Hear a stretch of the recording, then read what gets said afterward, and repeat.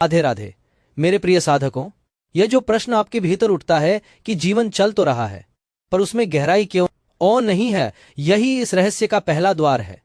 मनुष्य बाहर से पूरी तरह सक्रिय दिख सकता है, वह अपने कर्तव्य निभा आता है, रिश्ते निभाता है, हंसता बोलता है, लेकिन भीतर एक सूक्ष्म स्तर पर उसका अस्तित्व जैसे सोया हुआ रहता है। यह वही स्थिति है जिसे हम अचुनाव कह सकते हैं, जहां आत्मा अभी तक ईश्वरीय स्पर्श से जग नहीं है। यहाँ दुख कभी पूरा नहीं होता और सुख भी पूर्ण नहीं होता, बस एक बीच की अवस्था होती है जहाँ जीवन एक आदत बन जाता है, अनुभव नहीं। इसलिए कई बार आपको लगता है कि सब कुछ ठीक है, फिर भी कुछ कमी है। वह कमी किसी वस्तु या व्यक्ति की नहीं, बल्कि उस जागरण की है जो आत्मा को जीवंत बनाता है। जब भगवान किसी को चुनते हैं तो सबसे पहले उसके भीतर शांति नहीं बल्कि हलचल पैदा होती है। उसके जीवन में प्रश्न उठते हैं, मैं कौन हूं, मैं क्यों हूं, क्या यही जीवन का अंतिम सत्य है? ये प्रश्न ही उस दिव्य चयन के संकेत होते हैं। यह चयन किसी विशेषाधिकार की तरह नहीं आता, बल्कि एक आंतरिक संघर्ष के रूप में आता है। इसके विपरीत जब व्यक्ति अभी तक उस मार्ग पर नहीं आया होता तो उसका जीवन स्थिर दिखाई देता है, लेकिन वह स्थिरता वास्तव में जड़ता होती है। वहां कोई गहरी खोज नहीं होती, कोई बेचैनी नहीं होती, क्योंकि आत्मा ने अभी तक पुकारना शुरू नहीं किया है। यही कारण है कि बहुत से लोग जीवन भर बाहर की उपलब्धियों में उलझे रहते हैं, लेकिन भीतर की यात्रा शुरू ही नहीं कर पाते। परमहंस योगानंद इस सत्य की ओर संकेत करते हुए कहते हैं कि जब तक आत्मा में ईश्वर के प्रति प्यास नहीं जागती, तब तक मनुष्य संसार के चक्र में घूमता रहता है, बिना यह जाने कि वह किस दिशा में जा रहा है। यह प्यास ही वास्तविक जीवन की शुरुआत है और इसका अभाव ही सबसे बड़ा अंधकार है। इसलिए यदि आज आप अपने भीतर उस खालीपन को महसूस कर पा रहे हैं तो इसे कमजोरी मत समझिए। ये एक संकेत है कि आपके भीतर कुछ जागने की कोशिश कर रहा है, और यही इस पूरी यात्रा का सबसे महत्वपूर्ण मोड़ है जहां अचुनाव से चयन की दिशा खुलती है। आज का यह चिंतन उसी द्वार को खोलने का प्रयास है, ताकि आप उन संकेतों को पहचान सकें और अपने जीवन को एक नई चेतना की ओर मोड़ सकें। पहला कष्ट और सबसे खतरनाक कष्ट, आंतरिक खालीपन। इसे समझने के लिए तुम्हें अपने ही जीवन को थोड़ी देर के लिए बाहर से देखना होगा, जैसे तुम किसी और को देख रहे हो। एक व्यक्ति है जो हर दिन वही करता है, सुबह उठता है, काम पर जाता है, लोगों से मिलता है, हंसता भी है, कभी कभी थक जाता है, फिर सो जाता है, और अगला दिन भी बिल्कुल वैसा ही। बाहर से सब सामान्य लगता है, लेकिन भीतर एक ऐसा शून्य होता है जिसे वह खुद भी शब्द नहीं दे पाता। यह शून्य इसलिए नहीं है कि उसके पास कुछ नहीं है, बल्कि इसलिए है कि उसके पास वह नहीं है, वह उद्देश्य, वह चेतना, वह जुड़ाव जो जीवन को केवल जीने से उठाकर अनुभव बनाने लगता है। यह खालीपन बहुत सूक्ष्म होता है, इसलिए खतरनाक होता है। यह चिल्लाता नहीं, यह दर्द की तरह तीखा नहीं होता, यह बस धीरे धीरे तुम्हारे भीतर जगह बनाता है और तुम्हें आदतों में बौंध देता है। इंसान सोचता है सब ठीक तो है, मैं दुखी भी नहीं हूं, लेकिन वह यह नहीं देख पाता कि वह जीवित भी पूरी तरह नहीं है। उसकी भावनाएं सीमित हो जाती हैं, उसकी जिज्ञासा मर जाती है, और सबसे महत्वपूर्ण, उसका खुद से प्रश्न करना बंद हो जाता है। क्योंकि जब तक यह प्रश्न नहीं उठता, मैं कौन हूं, मैं क्यों हूं, तब तक आत्मा सोई रहती है। और यही अंतर है उस व्यक्ति में जिसे भीतर से पुकार मिली है और उस व्यक्ति में जो अभी तक उस पुकार से दूर है। जिसे ईश्वरीय स्पर्श मिलता है, उसके भीतर एक बेचैनी जन्म लेती है। वह बेचैनी उसे चैन से बैठने नहीं देती। वह बाहर की चीजों में संतोष नहीं पाता, क्योंकि भीतर की खोज शुरू हो चुकी होती है। लेकिन जहां यह खोज शुरू ही नहीं होती, वहां जीवन एक पैटर्न बन जाता है। मनोरंजन उस खालीपन को ढकने का साधन बन जाता है। मोबाइल, टीवी, सोशल मीडिया, ये सब कुछ समय के लिए मन को व्यस्त रखते हैं, लेकिन जैसे ही व्यक्ति अकेला होता है, वही शून्य फिर सामने आ जाता है, और धीरे धीरे वह उससे भागने लगता है, उसका सामना करने के बजाय। परमहंस योगानंद इस अवस्था को बहुत स्पष्ट शब्दों में समझाते हैं। जिस जीवन में आत्मा की खोज नहीं, वह केवल एक आदत है, जीवन नहीं। यहाँ आदत शब्द बहुत गहरा है, क्योंकि आदत में जागरूकता नहीं होती, उसमें केवल दोहराव होता है। और जब जीवन आदत बन जाता है तो उसमें न नई दिशा होती है, न कोई उत्कर्ष। यही कारण है कि यह कष्ट सबसे खतरनाक है, क्योंकि इसमें पीड़ा का तीखापन नहीं होता जो तुम्हें झकझोर दे। यह तुम्हें आराम में रखता है, और उसी आराम में तुम्हारी चेतना धीरे धीरे स्थिर फिर जड़ हो जाती है। यही वजह है कि लाखों लोग पूरी जिंदगी इसी अवस्था में बिताते हैं। वे कुछ हासिल करते हैं, कुछ खोते हैं, रिश्ते बनाते हैं, निभाते हैं, लेकिन अंत में जब पीछे मुड़कर देखते हैं तो पाते हैं कि उन्होंने जीवन जिया नहीं, बस उसे गुजारा है। और इसीलिए इस खालीपन को पहचानना ही पहला जागरण है, क्योंकि जैसे ही तुम्हें यह दिखने लगता है कि ईर्ष्या कुछ कमी है, उसी क्षण तुम्हारी यात्रा शुरू हो जाती है। दूसरा कष्ट, झूठ और दिखावे में जीना। यह केवल बाहरी लोगों की समस्या नहीं है, यह भीतर की दृष्टि के अंधेपन का परिणाम है। जब चेतना जागृत नहीं होती तो मन वास्तविकता को देखने की क्षमता खो देता है और जो दिखाई देता है उसी को सत्य मान लेता है। ऐसे व्यक्ति का जीवन एक मंच की तरह बन जाता है जहां हर कोई अभिनय कर रहा है और वह भी उसी अभिनय का हिस्सा बन जाता है बिना यह समझे कि यह सब अस्थायी है। वह लोग औं के शब्दों पर विश्वास करता है लेकिन उनके इरादों को नहीं पढ़ पाता। वह रिश्तों की चमक देखता है लेकिन उनके पीछे छिपी स्वार्थ की परतों को नहीं समझ पाता। यही कारण है कि उसका हृदय बार बार आहत होता है, फिर भी वह उसी चक्र में लौट जाता है क्योंकि उसके पास कोई आंतरिक प्रकाश नहीं है जो उसे मार्ग दिखा सके।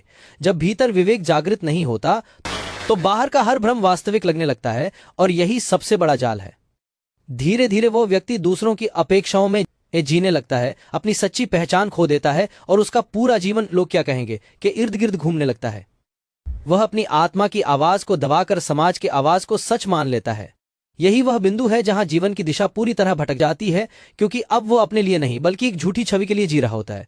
और सबसे गहरी बात यह है कि उसे यह एहसास भी नहीं होता कि वह एक भ्रम में फंसा हुआ है क्योंकि उसके पास तुलना करने के लिए सत्य का अनुभव ही नहीं है। यही कारण है कि ऐसे लोग बार बार टूटते हैं, रिश्तों में धोखा खाते हैं और फिर भी उसी रास्ते पर चलते रहते हैं क्योंकि उनकी चेतना ने अभी तक प्रश्न करना नहीं सीखा है।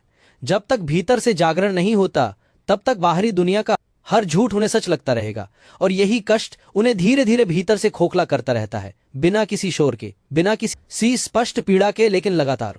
तीसरा कष्ट, वास्तविक अकेलापन। यह केवल लोगों की कमी का नाम नहीं है, यह आत्मा और अस्तित्व के बीच टूटे हुए संबंध का अनुभव है। यह वह स्थिति है जहां इंसान बाहरी दुनिया में पूरी तरह सक्रिय दिखाई देता है पर भीतर से पूरी तरह अलग थलग पड़ चुका होता है। वह परिवार में रहता है, दोस्तों से घिरा रहता है, बातचीत करता है, हौसता भी है, लेकिन जब वह अपने भीतर झांकता है तो वहां कोई नहीं होता, न कोई सहारा, न कोई गहराई, न कोई ऐसा बिंदु जहां वह टिक सके। यही कारण है कि यह अकेलापन सबसे गहरा और सबसे पीड़ादायक होता है क्योंकि इसे कोई और भर नहीं सकता। यह उस शून्य का अनुभव है जहां आत्मा ने अभी तक अपने स्रोत को नहीं पहचाना। जब किसी को दिव्य मार्ग की पुकार मिलती है तो उसका अकेलापन उसे भीतर की ओर धकेलता है। वह ईश्वर ध्यान, सत्य की खोज की ओर मुड़ता है और धीरे धीरे वही अकेलापन एक पवित्र एकांत बन जाता है। लेकिन जब यह जागरण नहीं होता तो वही अकेलापन एक अंधेरे, एक गड्ढे की तरह बन जाता है जिसमें व्यक्ति धीरे धीरे गिरता चला जाता है।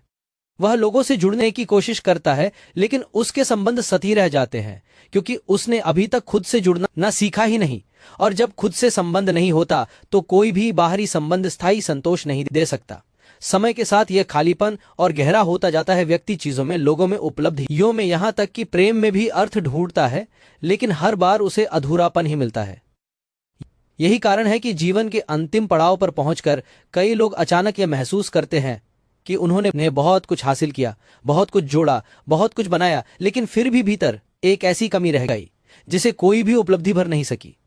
यही वह क्षण होता है जब वास्तविक अकेलेपन का बोध पूरी तरह सामने आता है और तब समझ आता है कि असली संबंध तो आत्मा और परमात्मा के बीच होना चाहिए था जो कभी बना ही नहीं। यही सबसे बड़ा कष्ट है क्योंकि इसमें कोई शोर नहीं होता, कोई स्पष्ट पीड़ा नहीं होती, लेकिन यह धीरे धीरे पूरे अस्तित्व को भीतर से खाली कर देता है। उपाय, अछूने से छूने बनने का मार्ग। यह कोई रहस्यमयी, दुर्लभ या केवल कुछ विशेष लोगों के लिए आरक्षित प्रक्रिया नहीं है। यह एक जीवंत, व्यावहारिक और हर उस व्यक्ति के लिए खुला द्वार है जो सच्चे मन से भीतर की दिशा में मुड़ना चाहता है। समझो, अचुना होना कोई सजा नहीं है, यह केवल उस स्थिति का नाम है जहां आत्मा ने अभी तक ईश्वर की ओर कदम नहीं बढ़ाया और जैसे ही यह कदम उठता है वही व्यक्ति चुना जाने लगता है। इस परिवर्तन की शुरुआत बाहर से नहीं, भीतर से होती है और इसके 3 सरल लेकिन अत्यंत गहरे साधन हैं: नाम जप, सत्संग और आत्मचिंतन।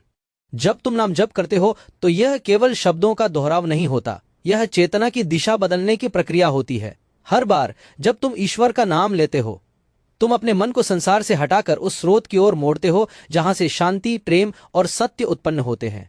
धीरे धीरे यह नाम तुम्हारे भीतर एक ध्वनि नहीं, एक स्पंदन बन जाता है, तुम्हारी श्वास के साथ जुड़ जाता है और फिर बिना प्रयास के भी तुम्हारे भीतर चलता रहता है। यही वह क्षण है जहां से परिवर्तन गहरा होने लगता है क्योंकि अब तुम अकेले नहीं जप रहे होते बल्कि तुम्हारे भीतर कुछ जागृत होकर तुम्हें जपा रहा होता है। इसके साथ ही सत्संग अर्थात सत्य के संग तुम्हारी समझ को साफ करता है। जब तुम संतों के वचन सुनते हो, जब तुम उन लोगों के संपर्क में आते हो जो इस मार्ग पर आगे बढ़ चुके हैं, तो तुम्हारे भीतर के भ्रम धीरे धीरे टूटने लगते हैं और जो पहले सही लगता था वह अब अधूरा दिखने लगता है। सत्संग तुम्हें वह दृष्टि देता है जो अकेले संभव नहीं होती। और फिर आता है आत्मचिंतन, सबसे ईमानदार अभ्यास, जहां तुम खुद से सवाल पूछते हो, मैं क्या कर रहा हूं, मैं क्यों भाग रहा हूं, मेरे डर क्या है, मेरी सच्चाई क्या है। यह प्रक्रिया आसान नहीं होती क्योंकि इसमें तुम्हें अपने ही बनाए हुए भ्रमों का सामना करना पड़ता है, लेकिन यही वह चरण है जहां वास्तविक जागरण शुरू होता है। परमहंस योगानंदा का यह वचन गहराई से समझो, भगवान दूर नहीं है, दूर है केवल तुम्हारा ध्यान। जैसे ही ध्यान बदलता है, अनुभव बदलने लगता है।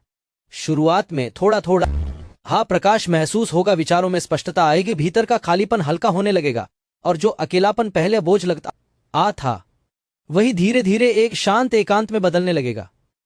फिर एक दिन ऐसा आएगा जब तुम महसूस करोगे कि तुम पहले जैसे नहीं रहे, तुम्हारे भीतर कुछ स्थिर हो गया है, कुछ जुड़ गया है। यही वह क्षण है जब अचुना व्यक्ति चुने हुए कई यात्रा पर कदम रख देता है, और यह यात्रा किसी चमत्कार से नहीं बल्कि छोटे छोटे सच्चे प्रयासों से पूरी होती है, जो अंततः तुम्हें उसी सत्य तक ले जाते हैं जिसकी खोज तुम हमेशा से कर रहे थे। यह केवल इस वार्ता का अंत नहीं है, बल्कि एक नए आरंभ का द्वार है। मेरे प्रिय साधकों, जो कुछ आपने सुना वह किसी को डराने या निराश करने के लिए नहीं था, बल्कि आपको जगाने के लिए था, ताकि आप पहचान सकें कि जीवन केवल बीतने के लिए नहीं बल्कि समझने और बदलने के लिए मिला है। आंतरिक खालीपन, झूठ में जीना और वास्तविक अकेलापन, ये तीनों कष्ट संकेत हैं, सजा नहीं। ये आपको ये दिखाने आए हैं कि आपकी आत्मा अभी अपने स्रोत से दूर है और अब समय है लौटने का। अक्सर इंसान अपनी स्थिति को किस्मत मान लेता है, और यही सबसे बड़ी भूल होती है, क्योंकि किस्मत स्थिर हो सकती है लेकिन दिशा हमेशा बदल सकती है, और जैसे ही दिशा बदलती है वैसे ही अनुभव बदलने लगते हैं। जब आप ये संकल्प लेते हैं कि अब आप जागेंगे, अब आप अपने जीवन को यूं ही नहीं बहने देंगे, तब एक सूक्ष्म परिवर्तन उसी क्षण शुरू हो जाता है। चाहे बाहर कुछ भी न बदले, भीतर एक बीज रोपित हो जाता है। यही संकल्प धीरे धीरे साधना में बदलता है, साधना अनुभव में, और अनुभव विश्वास में। परमहंस योगानंद का संदेश यहां बहुत स्पष्ट है कि ईश्वर तक पहुंचने के लिए एक किसी विशेष योग्यता की आवश्यकता नहीं, केवल सच्ची पुकार की आवश्यकता है। जब यह पुकार हृदय से उठती है तो वह अनसुनी नहीं जाती। इसलिए आज का यह क्षण बहुत महत्वपूर्ण है, क्योंकि यह निर्णय का क्षण है। क्या आप वैसे ही जीते रहेंगे जैसे अब तक जी रहे थे, या एक छोटा सा कदम उठाकर अपने भीतर के मार्ग को खोलेंगे? याद रखो, नाम जब केवल एक क्रिया नहीं, एक सेतु है जो तुम्हें तुम्हारे भीतर के उस हिस्से से जोड़ता है जो हमेशा से शांत, पूर्ण और प्रकाशमय है।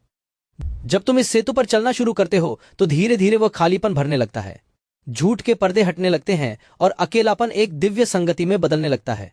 इसलिए आज अपने भीतर यह वचन दो, मैं अपने जीवन को समझूंगा, मैं अपने भीतर की पुकार को सुनूंगा, और मैं उस दिशा में चलूंगा जहां सत्य है। कमेंट में तुम जो भी लिखते हो, मैं नाम जप शुरू कर रहा हूं या राधे राधे, वह केवल शब्द न हो, वह तुम्हारे संकल्प की घोषणा हो, तुम्हारे भीतर के जागरण का पहला कदम हो। अंत में मेरी यही प्रार्थना है कि ईश्वर तुम्हारे हृदय को स्पष्टता दे, तुम्हारी बुद्धि को स्थिरता दे, और तुम्हें उस मार्ग पर ले जाए जहां से लौटकर फिर कभी भटकना न पड़े। तुम्हारी हर श्वास जब बन जाए, तुम्हारा हर कर्म साधना बन जाए, और तुम्हारा जीवन स्वयं एक प्रकाश बन जाए जो न केवल तुम्हें बल्कि दूसरों को भी राह दिखाए। बोलो जय जय श्री सीताराम, नमो नमः।